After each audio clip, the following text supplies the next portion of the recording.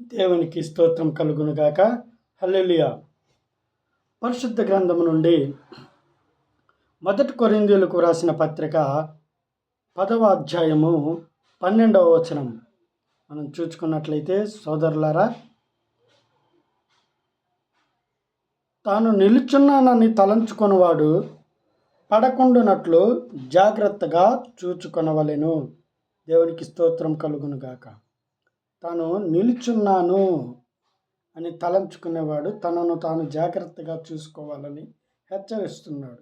ఈ మాట ఎవరితో చెబుతున్నారంటే, పరిశుద్ధ గ్రంథంలో అపోస్తులుడైనటువంటి పౌలు గారు కొరింథీ సంఘానికి రాస్తున్నటువంటి మాట. ఇదిగో నిలుచున్నానని నీవు అనుకుంటున్నావు, జాగ్రత్త. నిన్ను నీవు జాగ్రత్తగా చూసుకో, పడిపోకుండా నిన్ను నువ్వు జాగ్రత్తగా చూసుకో.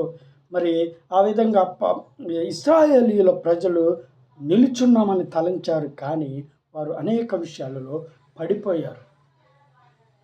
దేవుడు చేసినటువంటి అద్భుత కార్యాలను వారి ఎడల వారు మరిచారు.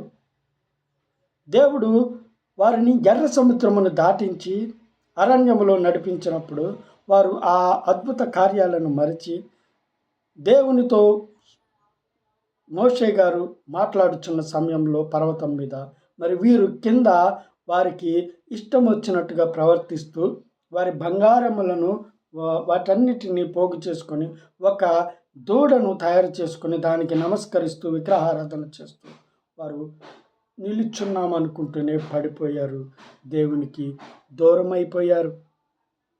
ఇవన్నీ మరి ఇలాగా ఉన్నప్పుడు పడిపోయినటువంటి వారిలో వారందరూ దేవునికి వ్యతిరేకంగా పడిపోయారు.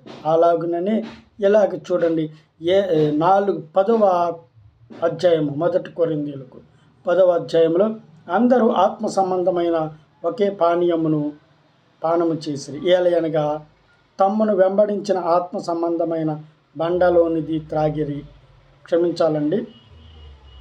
5 అయితే వారిలో ఎక్కువ మంది దేవునికి ఇష్టలుగా ఉండకపోయిరి గనుక అరణ్యములో సంహరింపబడిరి.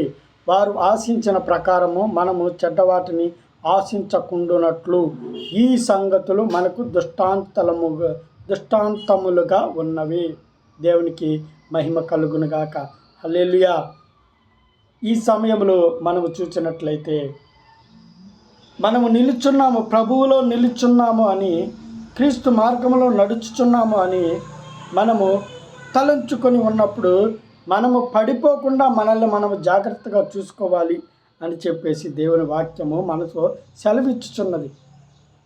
అలనాడు ఇశ్రాయేలీయులు ఏ విధంగా తప్పిపోయారో, ఏ విధంగా దేవుని మాట నుండి తొలగిపోయి దేవునికి దూరం అయిపోయారో, నిలుచున్నామని తలుస్తూనే దేవుడిలో ఉన్నాను, నేను దేవునితో ఉన్నాను, దేవుని సహవాసంతో ఉన్నాను అనుకొని ఏ విధముగా వారు తొలగిపోయారో ఆ విషయాలను గుర్తు చేస్తూ పౌలు గారు కొరింథీ సంఘముతో అంటున్నాడు, నీవు నిలుచున్నావని తలంచుచున్నావు కాబట్టి జాగ్రత్తగా ఉండు.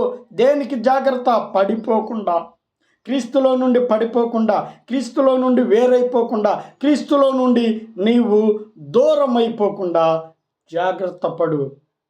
దేవునితో ఉన్నంత వరకే నీవు చిగురించగలవు. ఎందుకంటే దేవుడు ద్రాక్షవల్లి, నేను ద్రాక్షవల్లిని, మీరు తీగలు. నాతో ఉంటేనే మీరు ఫలిస్తారు, నా నుండి వేరైపోతే మీరు ఏమీ చేయలేరు అని చెప్పి దేవుని వాక్యం సెలవిచ్చుచున్నది. దేవునికి స్తోత్రం కలుగునుగాక. ఇంకా మనము పరిశుద్ధ గ్రంథంలో దేవునితో కలిసి ఉన్నాను, దేవునితోనే ఉంటున్నాను అనుకుంటూ తప్పిపోయిన వారు ఉన్నారు, పడిపోయిన వారు ఉన్నారు, అనుకుంటూ పడిపోయారు. చూడండి, న్యాయాధిపతుల గ్రంథము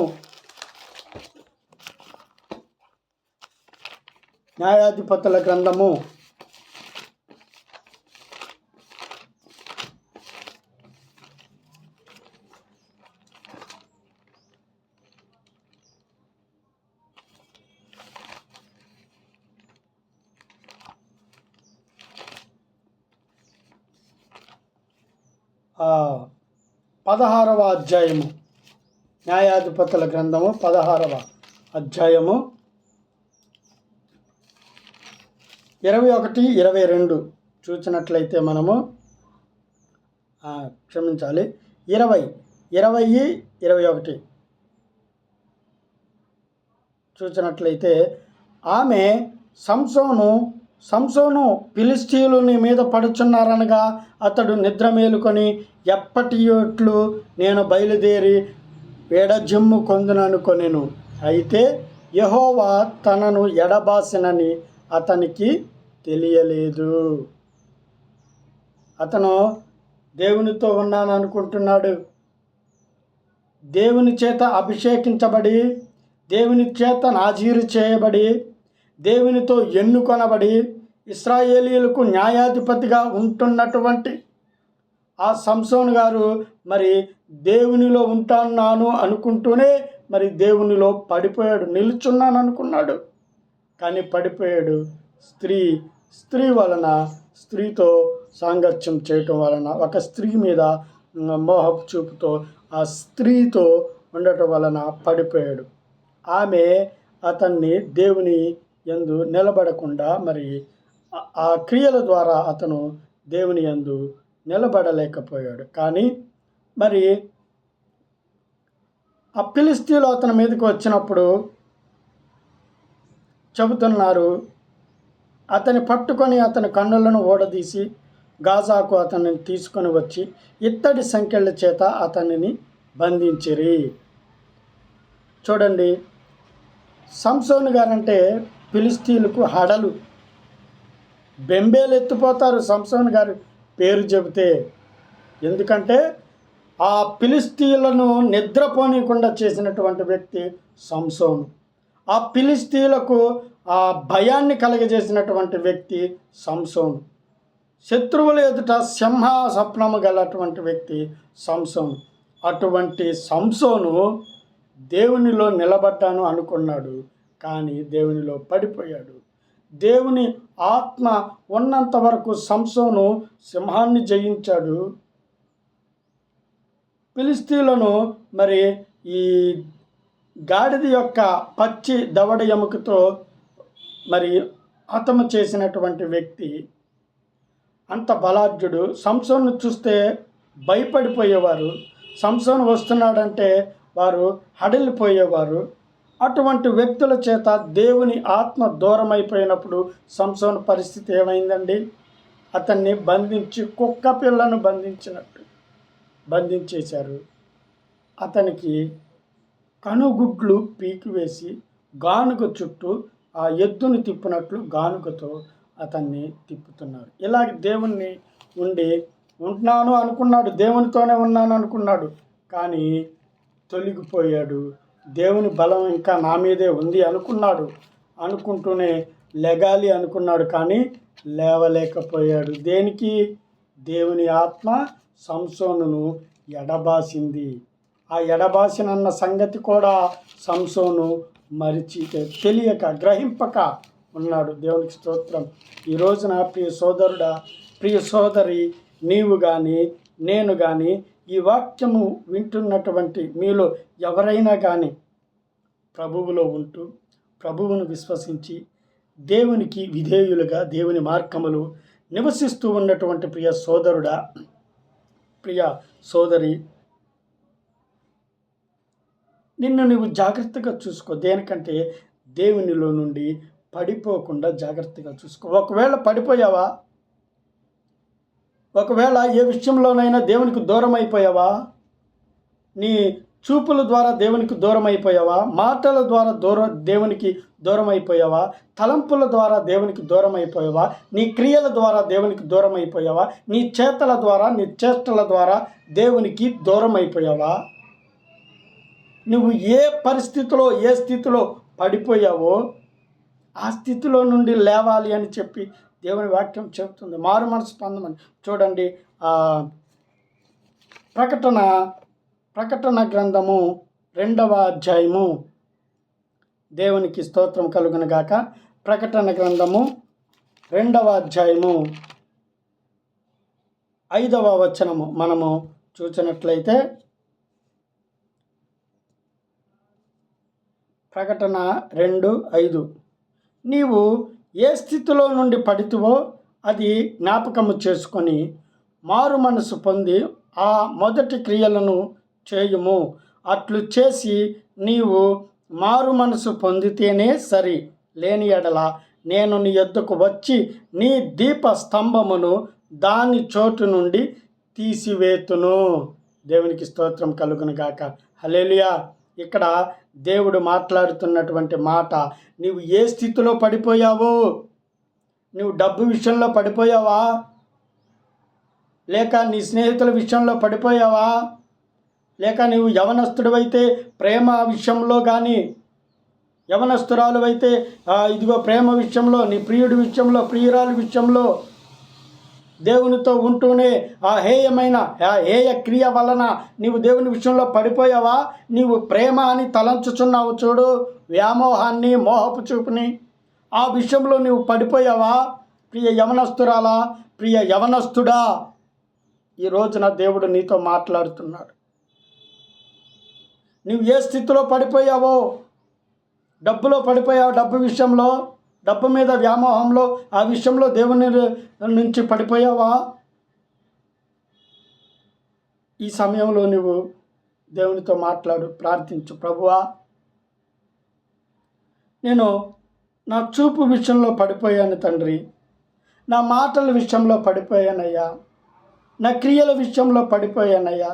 ఇదిగో తండ్రి, వ్యామోహంలో పడిపోయి ప్రేమ అని తలంచి తండ్రి నేను ఆ అహేయమైన క్రియలో నేను పడిపోయి నీకు దూరం అయిపోయానయ్యా అని అడుగు. యేసయ్యని అడిగితే నీకు మారు మనసును కలగజేస్తాడు దేవుడు. దేవునికి స్తోత్రం కలుగును గాక. హల్లెలూయా. ఆ విషయాన్ని నీవు ఒప్పుకొని పశ్చాత్తాపడి మారు మనసు పొందితే ఆ మొదటి క్రియలను చేయమంటే, నీవు మొదటిలో దేవునిలోకి వచ్చినప్పుడు ఎంత ఆత్మీయంగా ఉన్నావో, ఎంత బలముగా ఉన్నావో, ఎంత ప్రార్థనా పరుడుగా, ఎంత ప్రార్థనా పరురాలుగా నీవు ఉన్నావో, ఆత్మీయ జీవితాన్ని కలిగి నీవు ఉన్నావో, ఆ మునుపటి ఆ మొదటి క్రియను నీవు చేయము. అట్లు చేసి నీవు మారు మనసు పొందితేనే అప్పుడే నీవు దేవుని కుమారుడవు, దేవుని కుమార్తెవు అనబడతావు. లేదు, మారు మనసు పొందలేదనుకో, ఏం చేస్తానంటున్నాడు? నేను నీ యొద్దకు వచ్చి నీ దీపస్తంభమును దాని చోటు నుండి తీసివేతును. దేవునికి స్తోత్రం కలుగును గాక. దీపస్తంభాన్ని తీసేస్తానంటున్నాడు. దీపం అంటే ప్రాణం. మన ప్రాణాన్ని మన దగ్గర నుండి తీసివేస్తానంటున్నాడు యేసయ్య. ప్రాణాన్ని తీసివేసి ఎక్కడికి వెళ్తావు? ప్రాణాన్ని తీసేస్తే ఎక్కడికి తీసుకెళ్తాడు? మారు మనసు పొందకుండా, నిర్జీవ క్రియలు వదిలిపెట్టకుండా, దేవునిలో నిలుచున్నాను అనుకొని పడిపోయి, నిర్జీవ క్రియల్లో పడిపోయి మారు మనసు లేకుండా ఉంటే, మన దీపస్తంభాన్ని దేవుడు తొలగిస్తే మనము నిత్య నరకాగ్నికి వెళతాము. దేవునికి స్తోత్రం కలుగును గాక. అది ఎప్పటికీ జరగకుండా ఉండాలి అంటే మనము ఏ స్థితిలో పడిపోయామో ఆ స్థితిలో నుండి లేపబడి మారు మనసు పొంది మన మొదటి క్రియలు చేసిన ఎడల దేవుడు మనకి మరలా ఏమిస్తానంటున్నాడు? మరలా మనము దేవుని పిల్లలం అనబడతాము. దేవునికి స్తోత్రం కలుగును గాక. ప్రార్థించుకుందాము. పరిశుద్ధుడైన దేవా, మహోన్నతుడైన దేవా, మహాఘనమైన దేవా, స్తుతులకు పాత్రుడా, సజీవుడవైన దేవా, నీకు వందనాలు తండ్రి, స్తోత్రాలు తండ్రి. ఇదిగో దేవా, ఈ వాక్యం ద్వారా మీరు మాతో మాట్లాడారు తండ్రి. ప్రభువులో ఉన్నటువంటి మేము, క్రీస్తు రక్తములో కడగబడినటువంటి మేము, మీ ప్రేమను ప్రకటించే వారము, మీ జననాన్ని, మరణాన్ని, పునరుద్ధానాన్ని, మీ రెండవ రాకడను ప్రకటించేటువంటి మేము ప్రభువా మీలో నిలిచి ఉన్నాము అని తలంచుకొనుచుండగా పడిపోకుండా మమ్మల్ని మేము జాగ్రత్తగా చూసుకునేలాగున మాకు సహాయం చేయండి తండ్రి. మీ పరిశుద్ధాత్మను మాకు సహాయంగా ఉంచండి.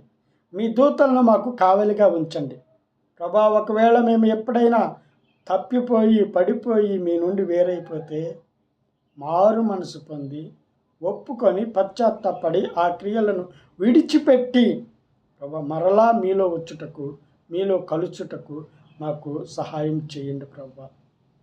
మీకే స్తుతి మహిమ ఘనత ప్రభావములు చెల్లించుకుంటూ యేసయ్య అతి పరిశుద్ధ నామములో అడిగి వేడుకొనుచున్నాము తండ్రి. ఆమేన్. ప్రభు పేరట అందరికీ వందనాలండి. దేవునికి మహిమ కలుగునుగాక. ఆమేన్.